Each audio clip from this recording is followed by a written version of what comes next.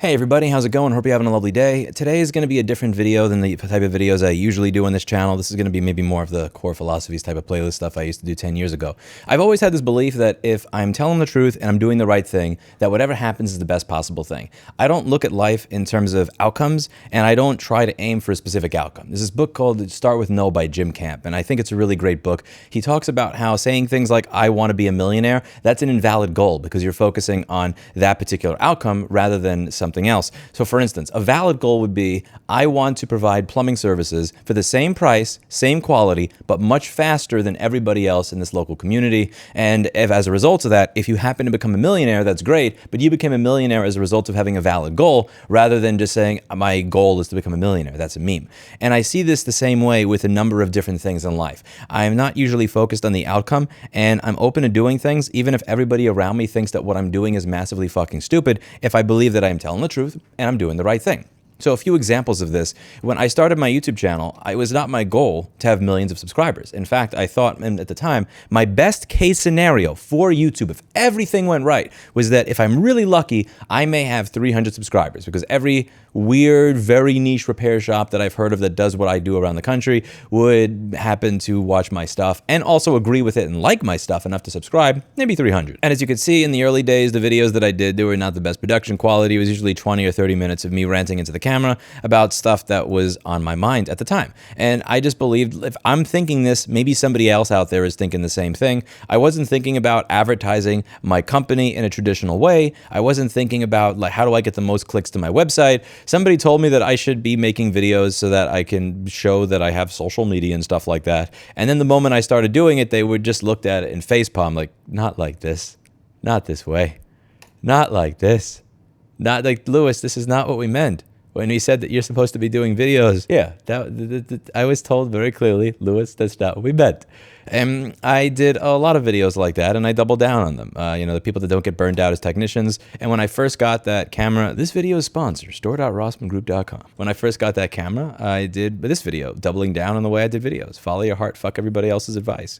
Definition of a real professional. And I started doing videos showing how to do motherboard repair. And as you can see, when you look at these videos and how to do motherboard repair, you'll notice I don't have the fucking sterile clean room bullshit. I'm not trying to be something that I'm not. I'm not going out of my way to paint my office as something that it isn't. You could see that I have a recycled paper towel box over there. This box has Mr. Clinton's cat food in it. I think I was feeding him wellness at the time. It's the back office of a fucking tiny repair shop. I wasn't trying to be anything else other than what I was. Now, a lot of people suggested that doing videos in the manner that I would was going to damage my business. And I even had somebody who was a business partner for a very, very short period of time before making that go away. And Eli, the computer guy, actually answered a question that I did on this a while ago. This is almost 12 years ago. Yeah, it was December 2014.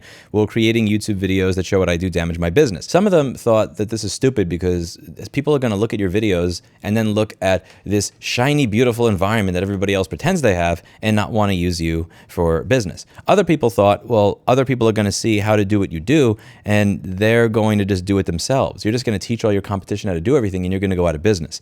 And Eli, the computer guy, had said, well, no, it's the opposite. People are going to see that you have an honest view into how you do business, and that's going to make them more confident in using you. And he wound up being correct.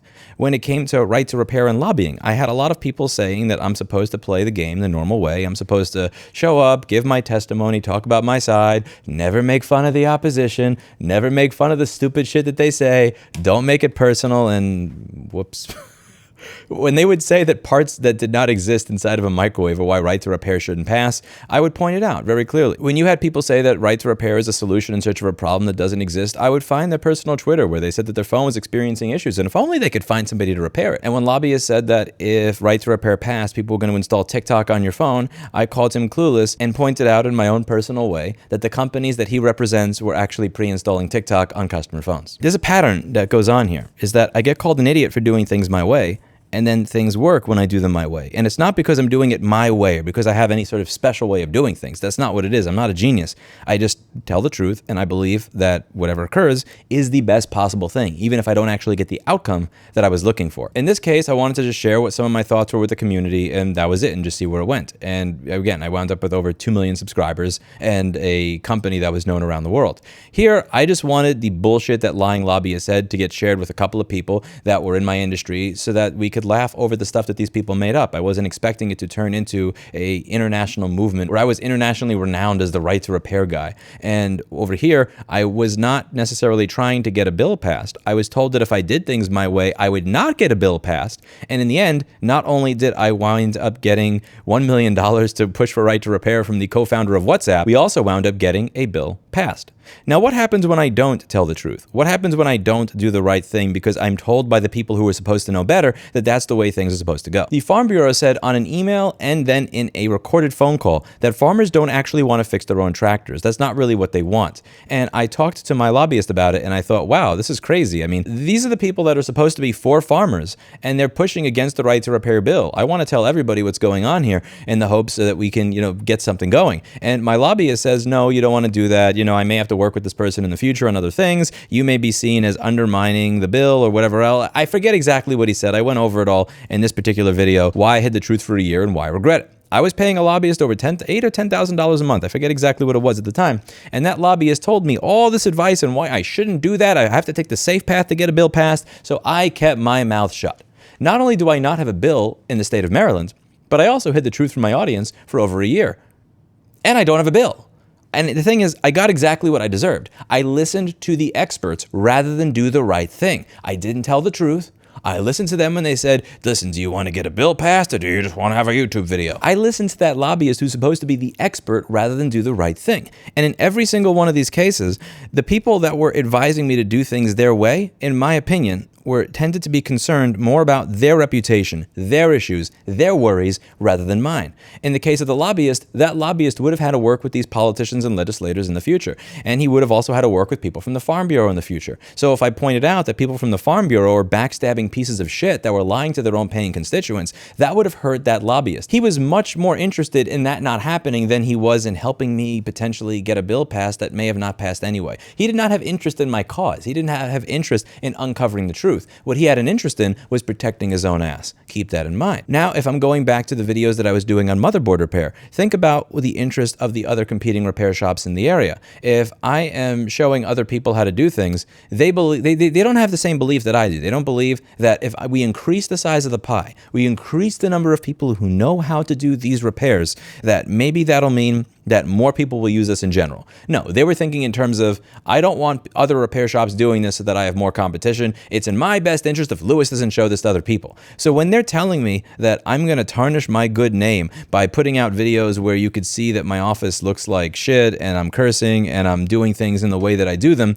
they're not really interested in protecting me. What they're interested in that time was protecting themselves. When I was saying these things, when I put this lobbyist as clueless in the thumbnail, when I'm pointing out that these lobbyists are literally erasing their own experiences, I'm pointing out on their personal Twitter that they're saying the exact opposite of what they're saying in a fucking Senate hearing, I'm gonna really piss them off. It's not just I oppose the bill, I'm for the bill. It's now, you have no integrity. And the people that I was listening to advice from at that time were people that were going to have to deal with them again on other issues. And I was going to make that much more difficult for them. So sometimes it's really important to understand that the people that are going to tell you not to release the truth are going to tell you not to release the truth because it actually hurts them in their own personal ambitions in life.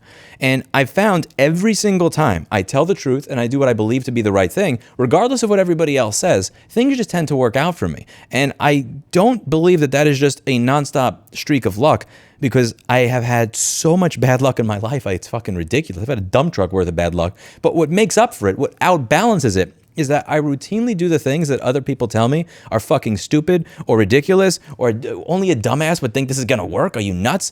And then it winds up working out for me because of those two principles. I'm telling the truth and I'm doing what I believe to do, the right thing, and I'm not caring about the outcome. Over here, I didn't care if I got a bill passed. I didn't care if right to repair passed over here. I wasn't laser focused on that committee voting in my favor or in future committees voting in my favor. This guy, I'm not kidding, he told the committee, we would have worked with you on right to repair, but that guy put the word clueless in the thumbnail. I don't like him. He actually told the committee, you know what? We would have worked with you on right to repair, but because you put the word clueless in the thumbnail, I'm not going to work with you guys anymore. Fuck you. You were never going to work with us to begin with. You lied about the fact that we pre-install TikTok on people's phones when your own members are pre-installing TikTok on people's phones. You have no integrity. Why should I believe you when you have no integrity? It makes no sense. The way I saw this at the time was simple. If I get a bill passed, great. And if I don't get a bill passed, then at least I've exposed the truth to people and I've gotten more people galvanized to my cause because they know how much bullshit is happening. I wasn't laser focused on the sole goal of get a bill passed. I also thought it would be a victory either way. I like playing life in terms of if I win, and if I lose, I win. This is what I'm doing with the Fulu Bounty program right now. This is what I was doing with Apple and Schematics about 10 years ago when they filed takedowns of my videos. It was what I do with my border pair and its videos, and it's what I do with my advocacy work. I always believe that there's not just one path to winning. And this helps me stop trying to control the outcome so much. And you're going to understand why this is important once I get to my point. One of the people who told me that I shouldn't be releasing videos showing other people what they're doing because he was so concerned for me was somebody who had also reported me to the local authorities for something that I didn't do, because try to get me in trouble because he was jealous of the fact that I had opened up a store in his area. I learned this from some of his ex-employees that I had hired at a later date. I don't buy that. The same way that I should have never bought that if I hid the truth and I just didn't say this because it would get me seen as mean or petty, that maybe I'll get my right to repair bill passed. I should have seen it for what it was. This lobbyist that I paid for has a greater interest in protecting his own reputation and his own ass than he does in actually exposing the corruption that's keeping right to repair from passing in Maryland. I did what was selfish in that instance. I cared about the outcome. And because I cared about the outcome, I got nothing. And I deserved it because I abandoned the principles that I had been using to get to this point over the past 10 fucking years. What the fuck am I talking about? What the fuck is Lewis talking about? What is he rambling about? I listened to this hearing again. Jennifer Gibbons tells senators running a Minecraft server is illegal. Listen to the whole thing. Now, there are people that are allowed to speak, and there are people that are not allowed to speak. The first time I listened to it, I got mad because I was listening to what was said. And then I listened to it a second time, and I listened to what wasn't said. What wasn't said was much louder than what was said. There were people there that could have rebutted the many lies, the many mistruths that came out of her mouth. None of them were rebutted. Here, Stop Killing Games made a big mistake. They accepted the premise of assholes. And they posted this in their subreddit. While we're not pleased with the ES's behavior, we've received reports of serious threats towards individuals. This behavior does not reflect SKG's values, and anyone found to be doing this will be banned immediately. As if they're coming from here? Is there evidence that they're coming from here?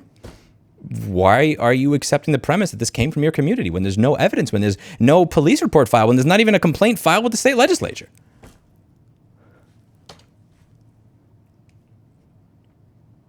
Who asked you to post that? Who asked you to post that? Was the person that asked you to post that the same person that said nothing as Jennifer Gibbons lied for 10 to 15 minutes? I know what it feels like. I know what it feels like when you pay a lobbyist $10,000 to $12,000 a month and they're supposed to be helping you get a bill passed, and they actually care more about protecting their own ass and reputation than... I know. And I know what they probably told you too. They probably told you, well, if you want a chance next year, you got to go along to get along. You got to post this shit. You know why they told you to post that? Because they care more about their own reputation. They don't care if they throw you under a bus, if it means that there's an even 1% chance that they don't get dust on their shoulder. The right thing to do 3 or 4 years ago, the right thing to do in this instance would be to accept that the money that I had spent on that lobbyist was money spent down the drain. Sunken cost fallacy. I don't have support in this state, and I never will. And I'm going to have to come out here and explain that I don't have support in this state. I have none. The person that I hired to help me and the person that I thought was on my side is not actually on my side at all. And we're going to have to try again in another state, or try again in this state next year. Or maybe that state is just off the list. I was weak. I didn't do what I know needed to be done. You know what happens when I do what's needed to be done? When I point out the lobbyists that lie in their personal Twitter, when I point out that the lobbyist is clueless because he literally has his own members doing the exact thing he's accusing Repair of doing, we get a bill passed. Now, it may have taken 5 years, but we got a bill. I think the Stop Killing Games people know exactly what I'm talking about. I think you know who I'm referring to. And I think you know what to do. You have to accept the sunken cost fallacy. And you need to understand that you may have not had the support that you thought you did after all.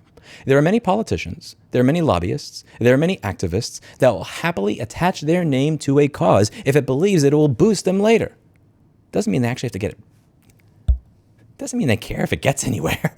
What they actually care about is preserving their reputation while being able to claim that they're on the side of the consumer. You're not losing support by coming out with the truth, by explaining what actually happened there. What you're doing is you're shedding the support that you never had to begin with. It's an illusion. There are many people that will attach their name to a cause when they don't give two shits of a fuck about that cause because it makes them look good. But the moment there is dust on their shoulder, they will throw you under a bus. And that comes in the form of asking you to tank your reputation and to hide the truth. Who asked you to make that post? And why? Was it the same person that said nothing to rebut 15 minutes of lies from the ESA? You don't have their support. You never did. It was an illusion. And you need to believe that when you tell the truth, that whatever happens is the best possible thing. Maybe a bill is not introduced in the same exact way next year.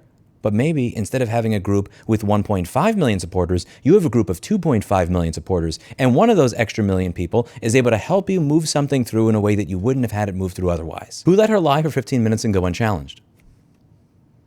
Who asked you to tarnish your own reputation by falling for the oldest trick in the book? Senator, do you still beat your wife? Yeah, there's some cleanup that's got to be done there. I don't think the people that you think are on your side are actually on your side. Who asked you to write this post? Because I know that didn't come from you.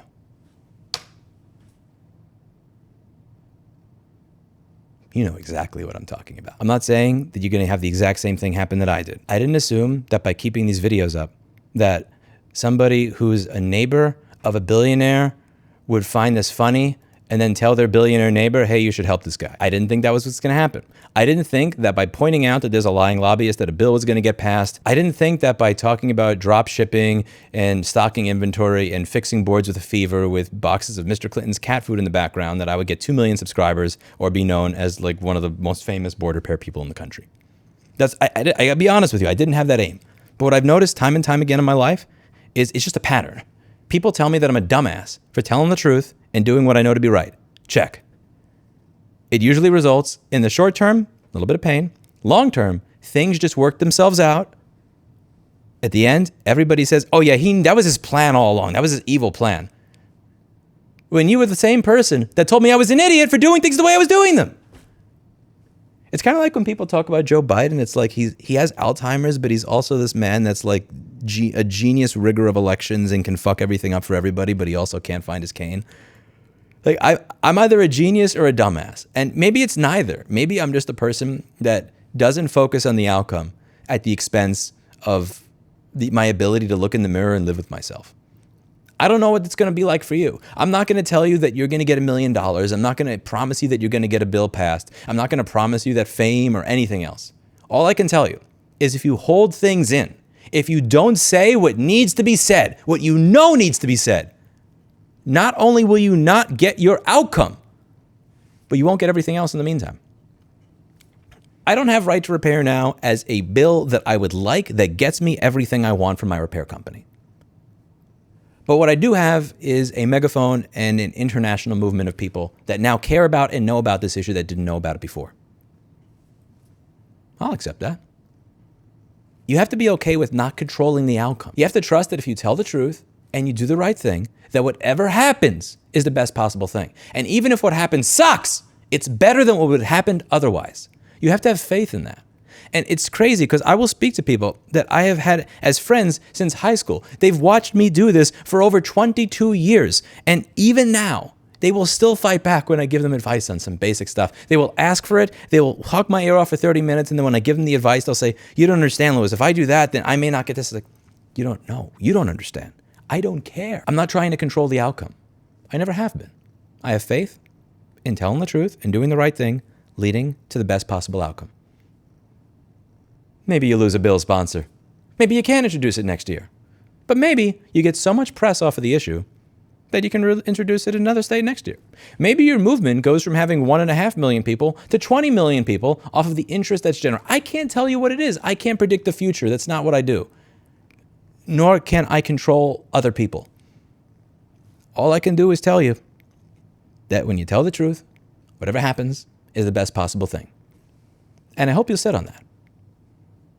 It's a lesson that I've had to learn the hard way over and over and over again. And every single fucking time I don't listen to what I know to be true, and sometimes it's hard to, I get fucked. I believe the same will be true for you. Please do learn from my mistakes. From the progress that you've made in the very short period of time that you've been working, I think that the people in the Stop Killing Games community, the people that are running this, are far smarter than I am. Learn from my mistakes. That's it for today. And as always, I hope you learned something. I'll see you in the next video. Bye now.